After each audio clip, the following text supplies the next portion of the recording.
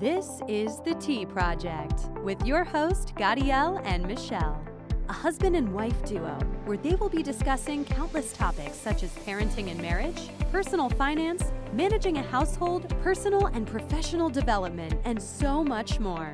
Gadiel is a father, husband, a military veteran, and a lawyer. Michelle is a mother, wife, boss, and above all, a productivity enthusiast. Each week, they will be providing you with fresh and valuable content, so stay tuned. And now, welcome to The Tea Project. Hey, folks. Welcome to another episode of Tea Project. Hope you're doing well. It's a Friday evening, and here we are while our kiddos are next door. TGIF, everyone. Eating or munching on their popcorn. So today we had a right before we put the kids to bed. Well, not to bed, to watch a movie, so we can do the show. We talked about in the kitchen when we're having dinner. How about that? Pizza.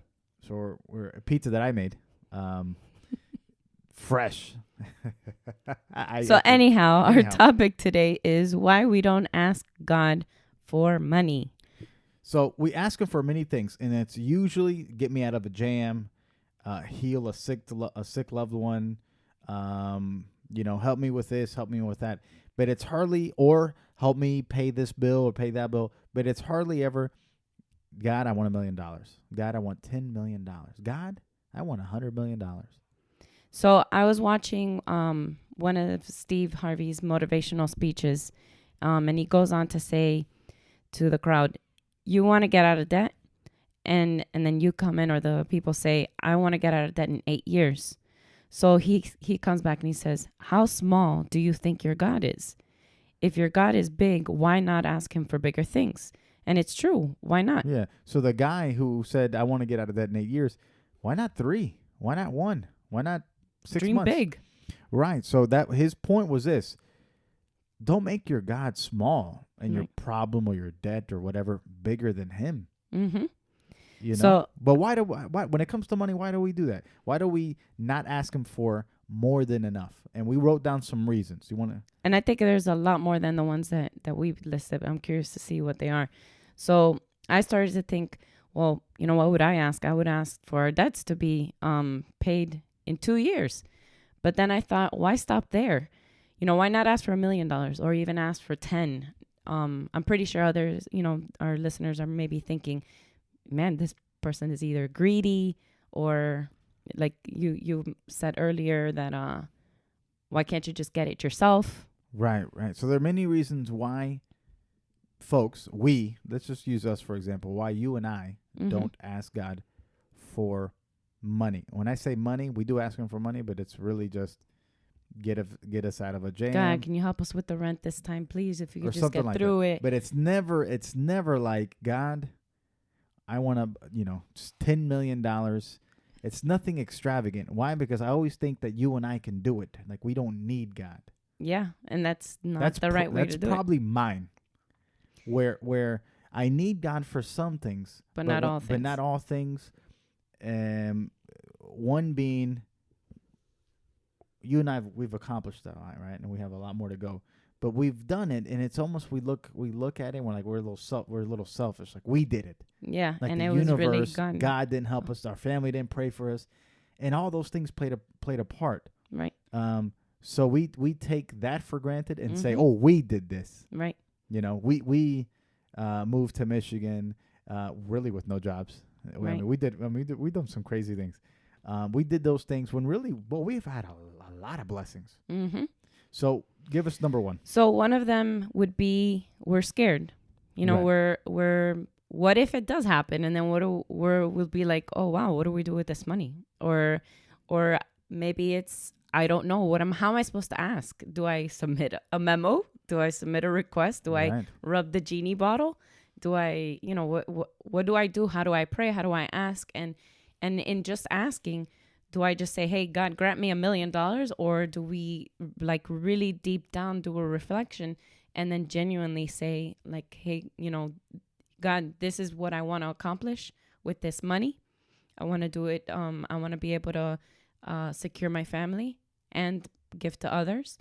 whatever it is, or even if it's just to secure your family or whatever. But that part is the scared and the not knowing how and what to do.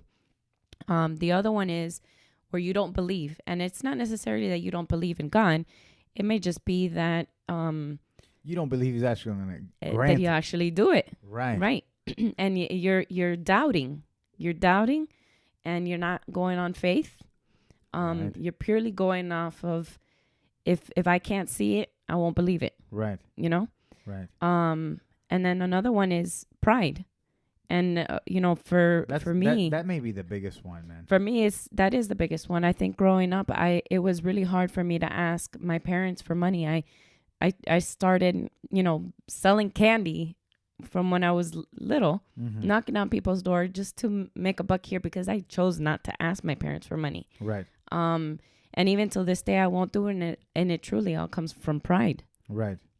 So I think at least I have the comfort that I won't necessarily go to my parents to ask for money, but I have some comfort in knowing that I can ask God for, I hate to say it, but I can ask him for money. Yeah. I think something that you and I have to do is literally reflect, meditate, pray, and then write down what do we want to do, how with much that we money? want and what exactly we're going to do. Right. So we can write down exactly what our intentions are with the money. Right. So we can be clear on this is really not for us for pleasure. It's to really help out people. It's just not us. It's my mom and dad, your mom and dad, your sisters, my sister, your sister. Right. The needy, Yeah. There's a lot we can do. We can give back to the community. We Right. can give back to my community when I was raised in Tampa. A not so great, community.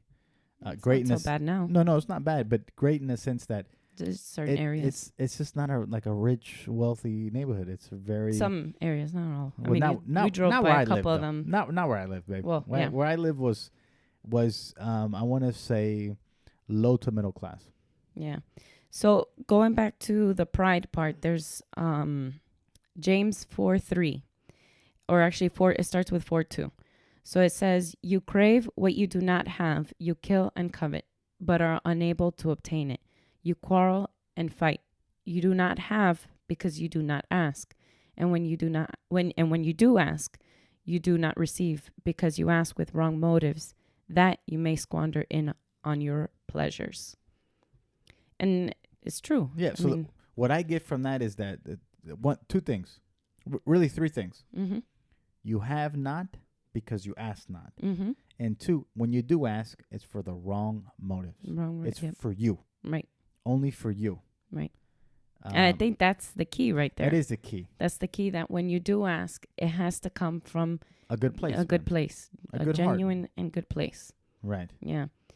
And then I think the other reason is we don't know what amount to ask for. And if more, what do we do with it? And I think, like you said, we need to write down, heck, dream big, say $10 million and say. Why not 100 million? Right. Or we can go there, but. 100 million. We better know the right people or ask God to put the right people in front of us so that money can be multiplied. We don't need it. And we don't. But I mean, get the right people to help us in doing not-for-profits for organizations to help needy people. Right. Children, orphans, sick children, kids with cancer, anything. Right. Anything. But it has to be appropriated. $1 million to this, $1 million to that. This is what we'll invest for our family, for our in-laws, or our parents, our siblings, our friends, our church. Yeah. And now here's the funny thing that I just thought about. My dad, he says, the day that I win the lotto, I don't know if I mean, knock on wood, hopefully that what he says doesn't happen. But if the lottery happens, good for him. If it's meant for him, yeah, go for it. But he says, if I find out that I win the lottery, I might have a heart attack because I wouldn't know what I couldn't believe that it happened. Right. And And the truth is you got to be ready to receive that blessing. You do. So when they tell you, what would you do with $1 million? If you won $1 million, you got to know. You got to be ready. You got to know. I think Yeah. that's the, you know what? Boy, you said a lot right there. You got to be ready. If someone asks you what you want, what would you do for $1 million and you don't have an answer, you're really not ready for it. You Right. really haven't thought about it. Right. You really haven't. And Think about it. I think it would be a good exercise on just getting a piece of paper and just saying, what would I do with $1 million? And then genuinely start appropriating and saying, well, okay, I have this much in debt. Let me pay this one off. I would like my house to be paid off.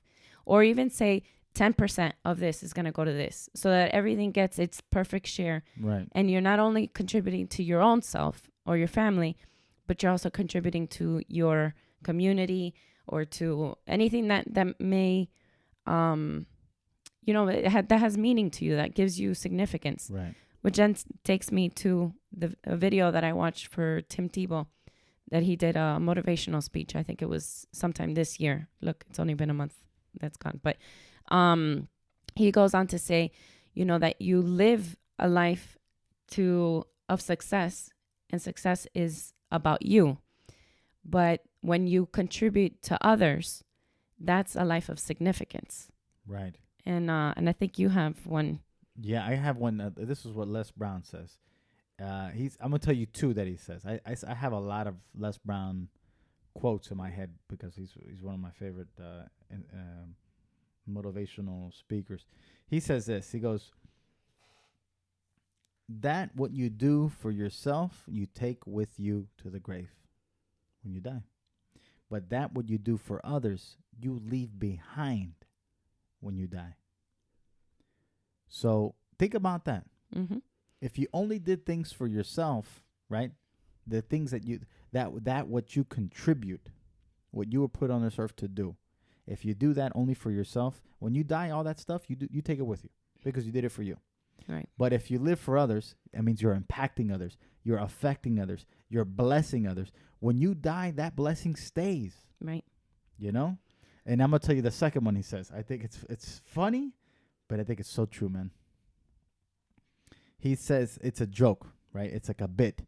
He goes, there's some people in this life that make little impact onto the world, right? That when they die, it's gonna have little effect on people. And here's the joke. He says, he gets into a character. He says, "Hey, John, what happened to Joey?" And John says, "Joey, you didn't hear? He died." Are you serious? When did he die? Like 6 months ago. How come no one told me? And then he says, "Well, I guess no one missed him. The guy's been dead for 6 months." This is a joke, though. It's a joke. Yeah. But he's been dead for 6 months. The joke, the intent of the joke is this: that if you die and no one misses you, you didn't make no contribution to the world. Like you lived, you really didn't do anything. Right. And it's sad. It's truthful. But he gave Mother Teresa. When Mother Teresa passes away, the whole world is gonna feel it. We're gonna use Kobe Bryant in this case. Mm-hmm. Look, he's passed for almost 2 weeks. Yeah. And the world is still speaking about it. Yep. So that's how much contribution. Yeah. So he left. That what he did for others is here. We're still talking about him. Yep. Joey in the little joke I did, he would have been dead 6 months and we wouldn't have talked about him. You Right. know. So you want to live a life of contribution. So when you die, you're still talked about. That Right. what you did is still talked about. So and I think to ask for $10 million or $100 million, you somebody can say, "Oh, that's greedy" or whatever. But I think if it comes from a genuine place, why not? I mean, I think at the very least, it's an opportunity for you to say, "Okay, I've got $1 million. I've got $10 million, and how can I use this money to bring, essential needs that maybe a kid hasn't had in a long time, or educational supplies for a school that hasn't received supplies in forever. Like they don't have it. Yeah. So it's an opportunity for you to bless someone, you know, to bless somebody. And I think that's where it genuinely needs to come from, is from a good place. I will play devil's advocate. No pun intended, because we're talking about God and devil. Here's this though. To bless somebody, you don't need anything. True, because you can give your time. You can give a compliment. Right. You can. I mean, it's really, there's many things you can do. Yeah. And it has nothing to do with money. That's 100%. So, I mean, in the meantime, while we're waiting for the 100 million, Mm-hmm. we're gonna continue to bless people with what we do on a daily basis. Right. So, is there anything else you want? Let me quickly just. I think I want to hear what the listeners, reasons why they haven't. So I'm gonna leave you with my quote. The quote is this: Matthew 7:7. Okay, Book of Matthew, chapter 7, verse 7. It says, "Ask and you shall receive; seek and you shall find; knock and the door shall be open to you." Don't be afraid to ask. You will never receive if you don't ask. Yeah. If you don't seek, you won't find nothing, because you're not looking for it. And don't be afraid of opportunities. When opportunity knocks, you take advantage, folks. And then two other ones. Matthew 6:33. But seek first the kingdom of God and his righteousness, and all these things will be added to you. And Philippians 4:19. And my God will supply every need of yours according to his riches in glory in Christ Jesus. So don't be afraid. I challenge you, or we challenge you, to write down, an amount, and write down what it is that you would do if you were given this money, and just be bold. Yeah, let it be a big amount, man. I mean, when you dream big. Dream big.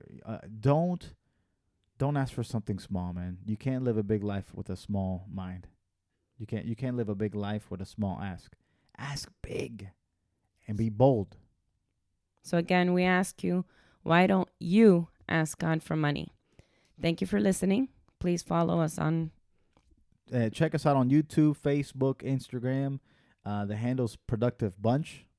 And tell us your whys and thoughts. Until next time. All right, God bless y'all.